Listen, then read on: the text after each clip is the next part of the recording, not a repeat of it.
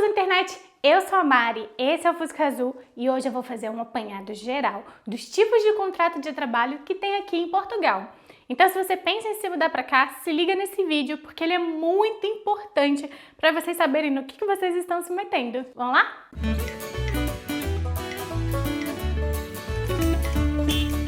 Assim como no Brasil, existem muitas modalidades de contrato de trabalho. Só que tem algumas diferenças e tem um nome diferente também. A primeira coisa que você vai fazer é dar adeus à nossa famigerada carteira de trabalho, porque aqui não tem um documento físico, tipo essa carteira que a gente tem para colocar todos os contratos e as coisas que a gente está fazendo. Funciona um pouquinho diferente, na realidade tudo é com base em contrato mesmo, desses que a gente imprime na impressora, no computador. Todos são assim. E eles são registrados eletronicamente. Existem muitos tipos de contrato de trabalho e a ideia é trazer para o canal especificamente detalhando cada uma delas, mas isso é vocês que vão decidir. Então, se você gosta desse tipo de vídeo, não se esqueça de curtir, compartilhar e comenta aqui embaixo quais outros detalhes sobre contratos de trabalho vocês querem saber. Vai ser com base nos comentários e nos questionamentos de vocês que eu vou gravar os próximos vídeos. Mas hoje eu vou fazer um apanhado geral dos principais tipos de contrato de trabalho, que são os principais que as empresas usam para contratar brasileiros. E eu também já vou dar alguns alertas, porque você pode cair numa pegadinha. Não que eles estejam fazendo nada de ilegal, mas como a gente tem uma outra concepção de contrato de trabalho, pode gerar alguma confusão e eu vou alertar vocês na hora de aceitar um contrato aqui em Portugal. Povo de TI, que todo mundo fala que é um mundo à parte, fiquem atentos também a esse vídeo, porque eu vou contar também um pouco de como foi a minha história, não nesse vídeo, talvez nos próximos, né? De como eu fiz para vir, quais são os tipos de contrato de trabalho e vou alertar sobre eu vou chamar de pegadinha. Que às vezes eu acho que pode ser até agindo um pouco de má fé, mas é importante que você conheça, porque você é o trabalhador e você tem que saber dos seus direitos e deveres. Então, essa é a minha primeira dica. Tá pensando em vir? Pesquisa direitinho ou assiste os vídeos aqui do canal, dessa série linda que eu vou fazer aqui, que eu vou tirar todas as dúvidas de vocês, tá bem? O primeiro contrato de trabalho que eu vou falar aqui é o contrato de promessa de contrato de trabalho. Esse é muito comum e com ele você já consegue dar entrada no pedido do CEF, de autorização de residência. Dá entrada no pedido. Não quer dizer que ele vai ser concedido para você só com esse promessa de contrato de trabalho. Por quê? Essa promessa, como o próprio nome diz, é uma promessa, mas não quer dizer que ela vai ser cumprida. Então, é como se fosse um documento, um atestado de boa-fé que a empresa pretende te contratar posteriormente. Mas aí, de novo, pretende, não quer dizer que é certo. Eu, se fosse vocês, não sairia aí do Brasil só com essa promessa. É claro que com a promessa você passa na imigração tranquilo, você consegue dar entrada no pedido do CEF, mas é uma promessa, é muito incerto, então eu não acho que vale a pena você largar tudo para isso. Porém, contudo, todavia, é muito comum as empresas fazerem isso justamente porque a burocracia para contratar um estrangeiro sem residência é muito grande. Então, às vezes as empresas fazem isso só para te incentivar a sair enquanto você toma conta do processo. Mas eu acho que é muito importante vocês terem isso muito bem acordado. Por quanto tempo essa promessa vai valer e efetivamente se ela vai se tornar um contrato depois.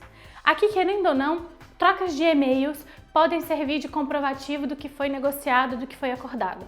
Então, se você aceitar uma promessa de trabalho para sair aí do Brasil, tenha isso registrado por e-mail, que realmente vai ser efetivado depois, quando tiver a residência ou quando você estiver aqui, tá bom? Fiquem atentos a isso, porque como eu disse, é uma promessa.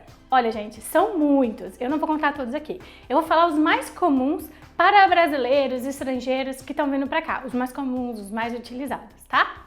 Depois desse, o outro tipo que eu vou falar é o contrato de prestação de serviço. Esse contrato de prestação de serviço funciona muito parecido com o que a gente tem no Brasil. Então eles podem contratar tanto pessoa física, mas eles tentam contratar pessoa jurídica, né? Tentam contratar a empresa. E aí funciona como esses acordos de prestação de serviço que a gente tem no Brasil.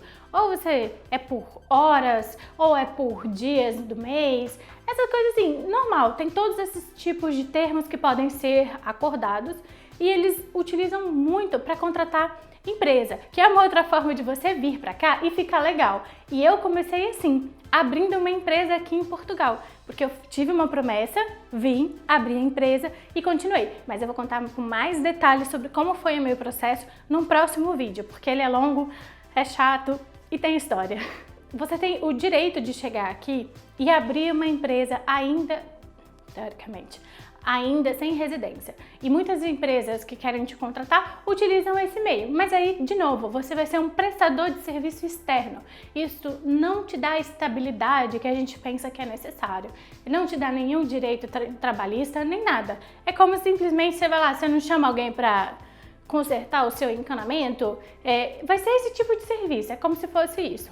E vocês têm que emitir fatura, que é a nossa nota fiscal de prestação de serviço.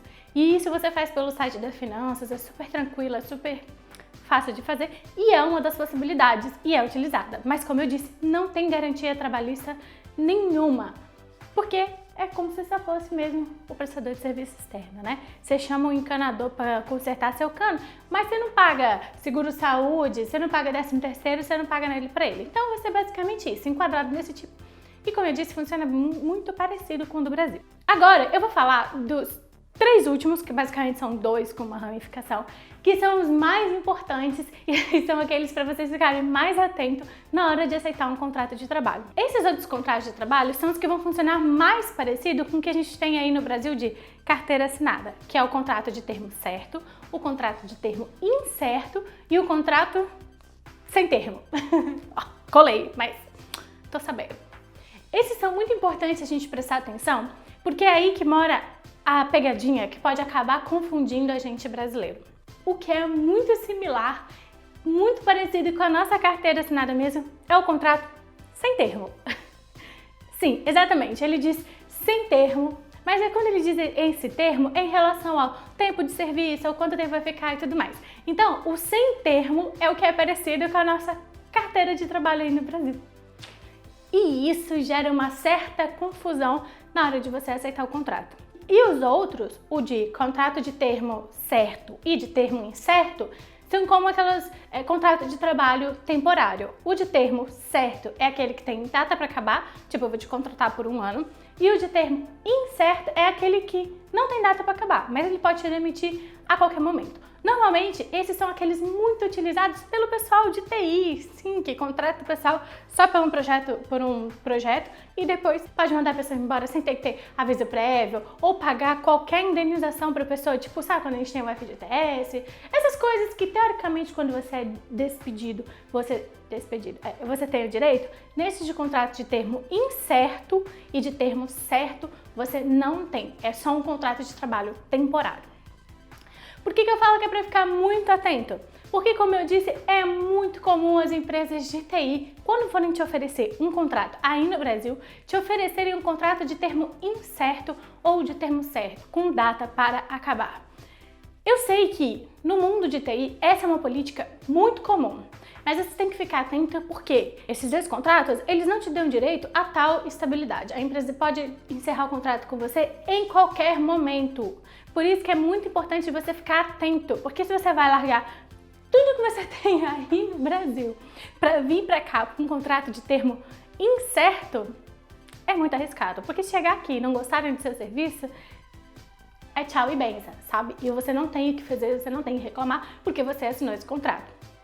Em contrapartida também, é muito comum no meio da TI o seu primeiro contrato ser o de termo certo, que normalmente eles fazem por 1 ano, e aí vão te oferecer o recibo verde, que eu já vou falar com ele, eu vou falar sobre o recibo verde também em outro vídeo. Mas, depois de 1 ano, eles vão forçar para te mudar o contrato e provavelmente vão te oferecer menos. E você não vai ter muita escolha, porque afinal das contas, ou é isso ou é o desemprego. Sacou a pegadinha? Não entendeu? Precisa de mais detalhe? Pronto! Aqui eu fiz um apanhado geral e eu quero que você se inscreva no canal, ative as notificações, que os próximos vídeos eu vou detalhar e eu vou explicar direitinho isso que eu tô falando do termo certo, do termo incerto e do sem termo. E por que é importante você ter atenção? Eu também vou fazer um vídeo contando a minha experiência da migração de um contrato de termo incerto para um sem termo, o que aconteceu, como foi o processo. De antemão, eu já expliquei basicamente o que é cada um, então se você tiver uma proposta, mesmo morando aqui em Portugal ou pensando em sair, você já tem uma base para poder entender qual é o melhor tipo de contrato para você. Não tem contrato certo ou errado, estão todos dentro da lei, mas sim o que vale é o que está dentro da sua necessidade, o que é importante para você. Por isso é muito importante você ter essa noção. Eu disse que eles vão forçar para trocar o seu trabalho de termo incerto para um sem termo, que seria basicamente a nossa carteira assinada. E, gente, pode parecer assim, mas Mariana, essa não é a melhor solução? Eu não vou ter todas as garantias de um trabalhador formal com carteira assinada? Sim e não, porque o que acontece muitas vezes é que quando você fecha um contrato de termo incerto ou de termo certo, você ganha por dia, por hora, tem a rate lá definida, é um valor que você vai tirar que é muito mais alto do que quando você vai para o sem termo.